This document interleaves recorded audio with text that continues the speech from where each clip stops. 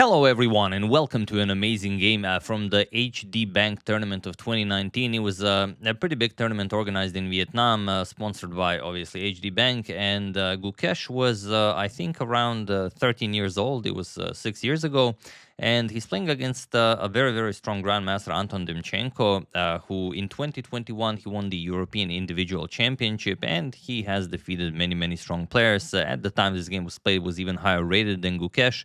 And I thought it would be a nice prelude to what awaits us today, and that is the first round of the Singfield Cup, where Pragnananda will face Gukesh. Gukesh will also have the black pieces, so I thought this would be a nice build-up to that game. And it comes as a suggestion from a subscriber, so thank you for such a wonderful suggestion. I've never seen it. The game is pure sorcery. I mean, you will love it. It's one of those games where you just the position is completely open. It's crazy. You have little time on the clock, and it really doesn't matter what the engine says, because you're not going to find it. And it is that kind of a game. So yeah, let's check it out. Anton with white opens with pawn to e4, and Gukesh strikes with pawn to c5. He opts for the Sicilian defense, and we don't have the standard knight f3 d4 or knight f3 bishop to b5 or whatnot. Knight to c3. This is the close Sicilian, and after knight to c6 and pawn to g3, it's very hard to figure out what is even happening here. As in any close Sicilian, the white will try to build up the attack very slowly. Probably will go after the black king, castled on the king side. At some point, maybe f4, f5 will happen, whereas black will focus on the queen side and will try to eventually open up the center with the d5.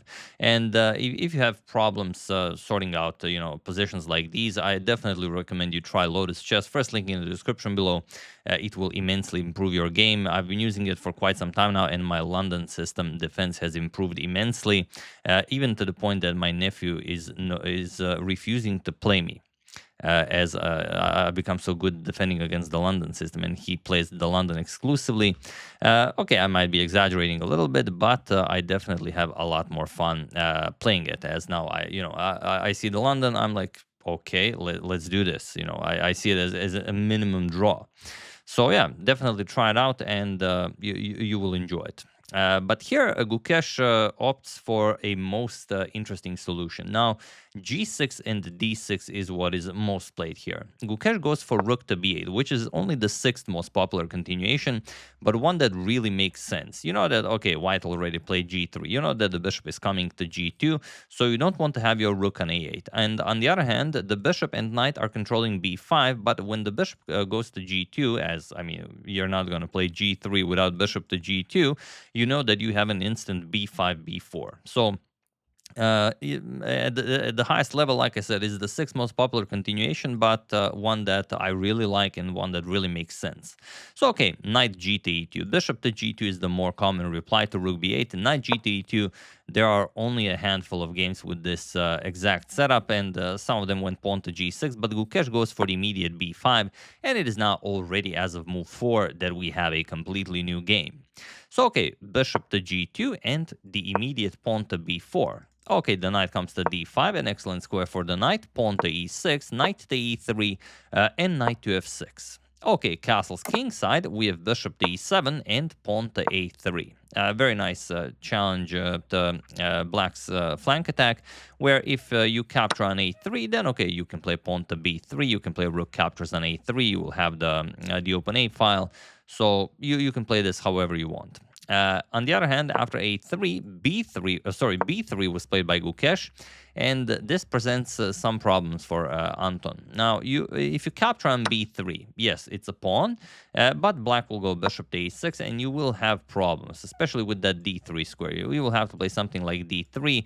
You will constantly have a weakness on b3. You will never be able to execute pawn to b4. So you can play it, but there's really no reason to do it. One way that you could play it is by striking with the d4 right away.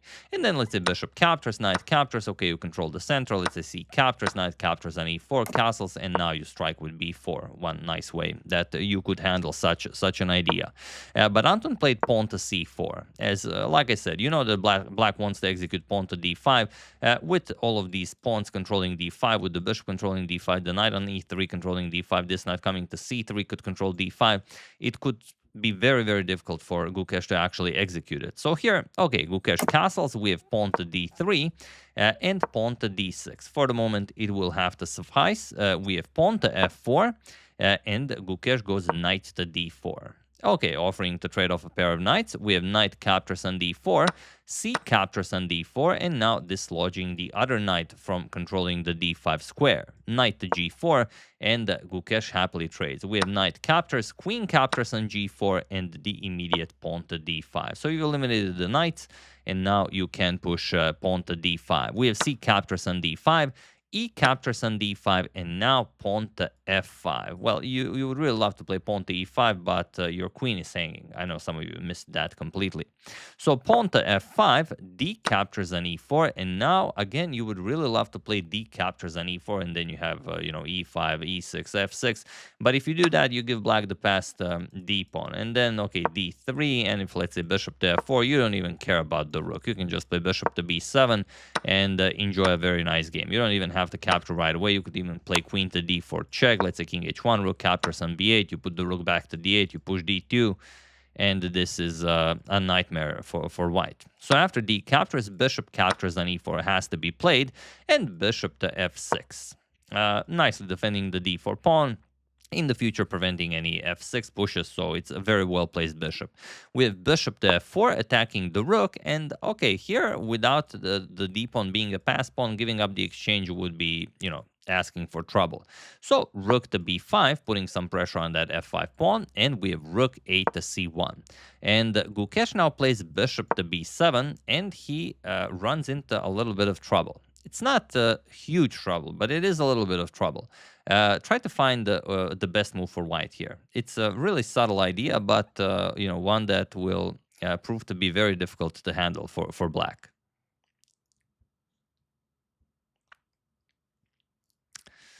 Believe it or not, it is pawn to a4. And the problem is the dark square bishop, amongst other things. Point being that where is the rook going? If you go to b6, then just bishop c7, and okay, that's a lost game. If you go, let's say you go rook to b4, then just bishop to d2, and again you don't have squares. Rook to b6, bishop now goes to a5, and you lose material. So here after a4, Gukesh played bishop captures on e4, and it's a very tricky move. Now if you play a captures on b5, bishop captures on d3, and we already said that giving up an exchange is not a problem if you have the passed d pawn. You're attacking the rook, you can capture on b5. You don't even have to, you can play bishop to c2, and your position will be wonderful. So after bishop captures on e4, d captures on e4 first, and now Gukesh, again, there really aren't all that many great squares for the rook. You would really love to keep an eye on that e5 square to prevent pawn to e5. But if, let's say, you play rook to a5, then again bishop c7. So not a lot of squares for that rook.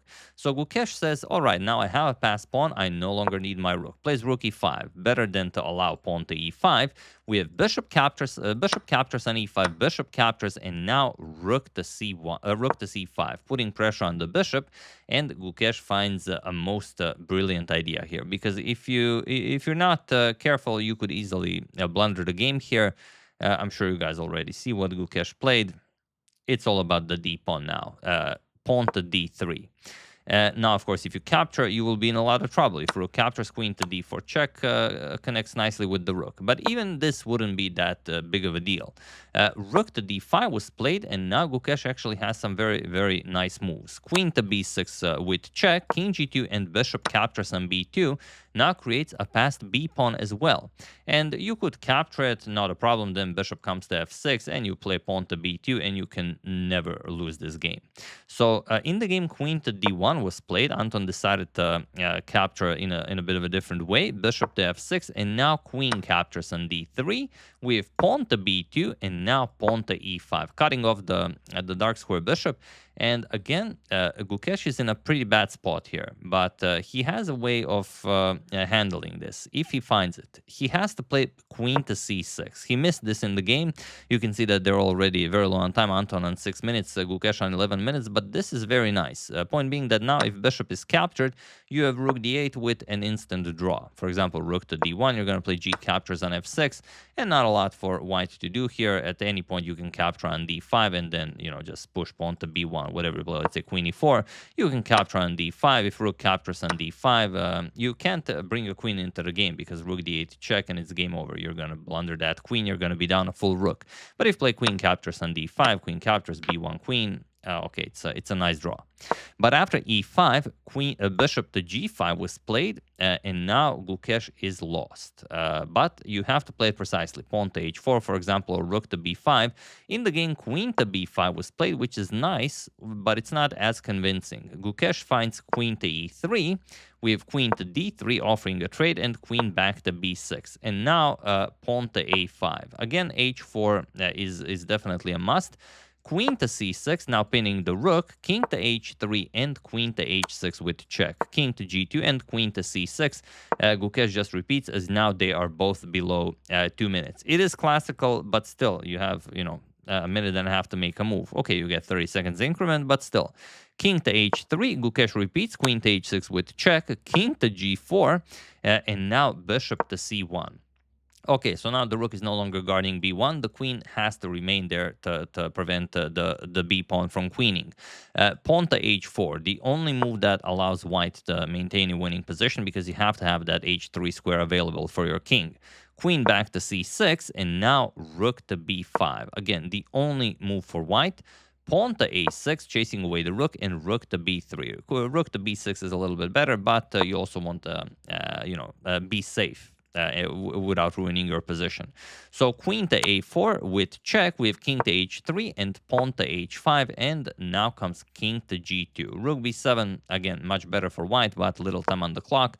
King g2, and now Gukesh plays king to h7. In a position like this, you could even consider capturing the a-pawn, but now they are both below 1 minute. Gukesh plays king to h7, and he's trying to bait pawn to f6. If pawn to f6 check, he plays pawn to g6, and again, it's not easy.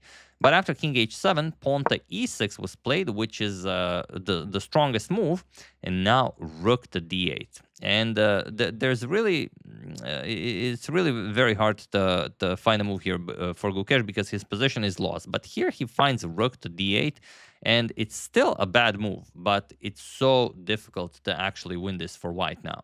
So what would you play here for white? There's only one winning idea. What would you play?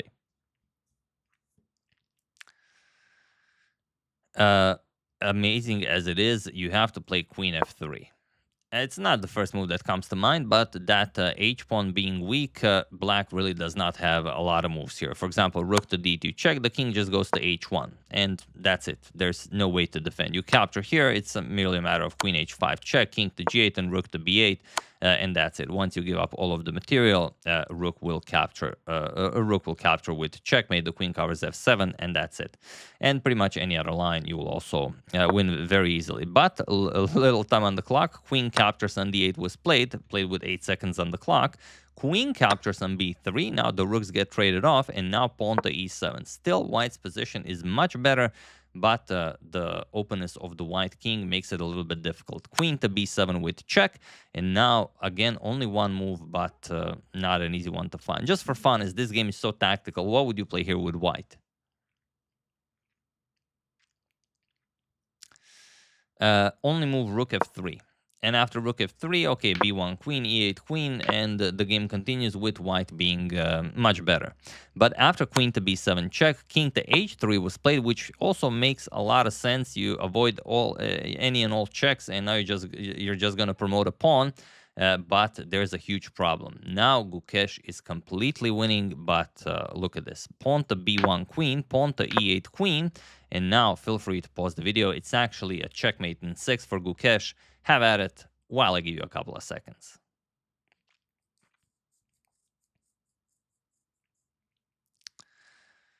Gukesh had a minute and 19 seconds on the clock to find it. I'm sure he found it before he even, had his move.